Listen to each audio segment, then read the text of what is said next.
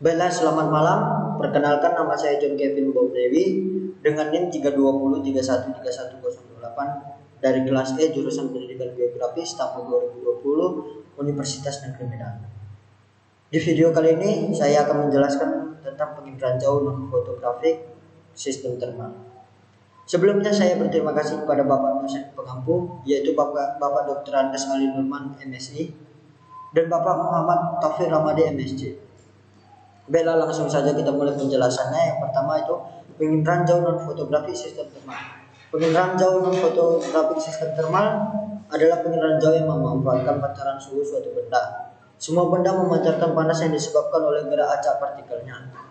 Gerak acak ini menyebabkan gesekan antara partikel benda dan dapat menimbulkan peningkatan suhu sehingga permukaan benda itu memancarkan panasnya. Tenaga elektromagnetik yang dipancarkan oleh benda disebut tenaga pancaran, yang besarnya diukur dengan watt cm². Yang kedua ada asas penginderaan jauh sistem termal. Asas penginderaan jauh sistem termal terbagi menjadi 4. Yang pertama, asas pancaran. Asas pancaran adalah semua benda memancarkan panas yang disebabkan oleh gerak acak partikelnya. Panas di dalam benda disebut dengan tenaga kinetik, sedangkan panas yang dipancarkan disebut tenaga pancaran atau tenaga radiasi. Yang kedua ada perpindahan panas. Panas dapat berpindah tempat melalui 3 cara, yaitu konduksi, konveksi, dan radiasi. Yang ketiga ada konduktivitas termal.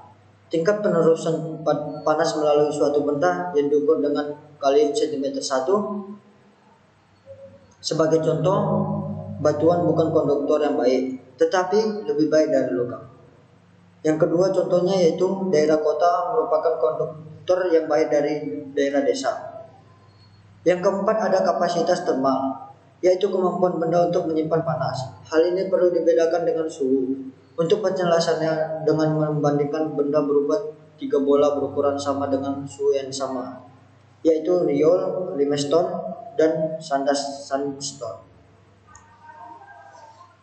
Baiklah, yang ketiga ada sensor. Di dalam penginderaan jauh sistem termal, maka suhu pancaran yang berasal dari objek di permukaan bumi dan mencapai sensor termal direkam oleh sensor tersebut. Hasil rekamannya dapat berupa citra maupun non-citra. Sehubung dengan 2 jenis citra keluaran tersebut, sensor termal dibedakan atas 2 jenis, yaitu yang pertama sistem non-citra dan yang kedua sensor pembentukan citra. Yang keempat ada aspek geometri citra inframerah termal. Yang pertama, variasi sistematik. Variasi sistematik adalah variasi yang pasti terjadi dan dapat diperkirakan atau diperhitungkan sebelumnya.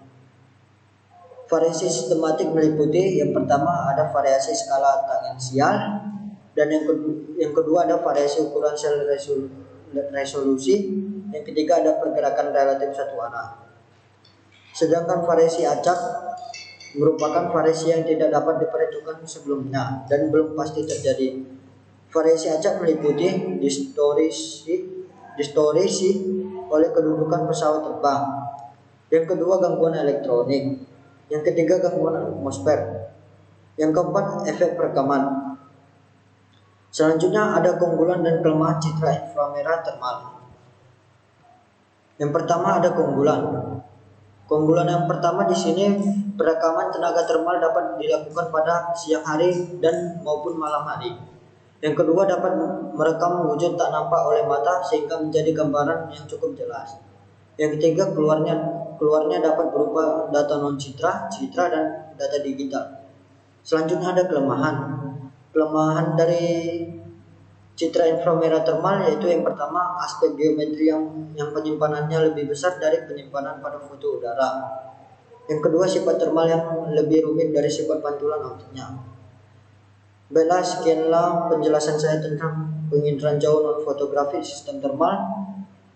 Akhir kata saya mengucapkan terima kasih dan jangan lupa like, komen, dan subscribe video kali ini. Terima kasih.